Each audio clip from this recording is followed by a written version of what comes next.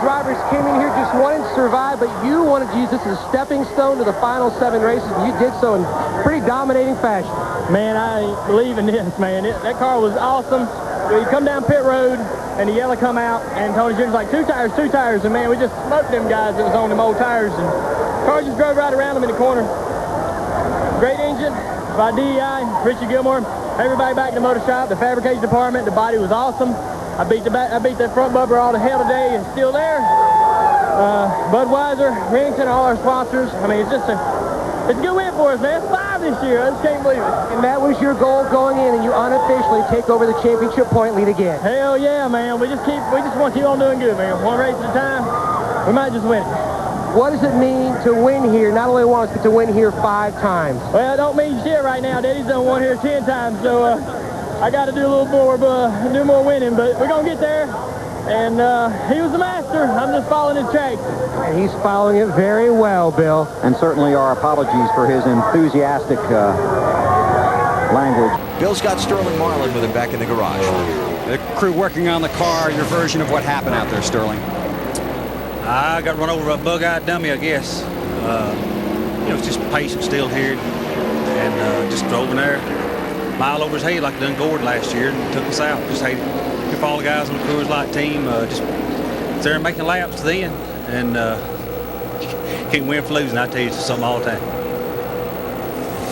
Well, that's a quote that'll make the papers. Yeah. The driver of the J.W. Hunt Kenny Childers car number 12 that you saw take that terrible sock into the wall is standing by with Ned Jarrett. Harry, what happened as you came off of that turn? Well, the car's in front of Richard, and Allison spun. I don't really know who it was. Somebody spun, they went down, and we backed off, or they backed off. Then he come back up kind of in front of them, and they blocked it down more, and I was right behind Allison, tipped him in the back end. And whenever I touched him, my car started fishtailing in, and I think somebody clipped me in the back. Then I got me going around. And then you went into the wall, sort of a sudden stop. Yeah. What does it feel like to run into a wall at about 190 miles an hour? It seemed like you're doing 200 right there at the last minute. It got faster when it hit that grass. We can get more on the story about Sterling Marlin right now. Sterling had been running so well. What did it look like to you out there? It's a big wreck. I don't know what happened. I seen them moving around, and I said they're gonna have a wreck right here, and sure enough they did. And we was okay, and then somebody run the back of us, and I guess somebody the oil cooler busted, went all over the windshield, and I couldn't see nothing. And I smelled a lot of gas and just slid down there and stopped. And our car wasn't hurt bad, but it knocked the toe end all off on it. But we was running good. It got way up, and we took the spring rubber out on the pit stop and got behind. And I had second questions about it, and but they had a wreck on the restart. What else? Sure sounds like a scary moment. Junior just didn't take his time. I mean, we've been giving and taking out there all day.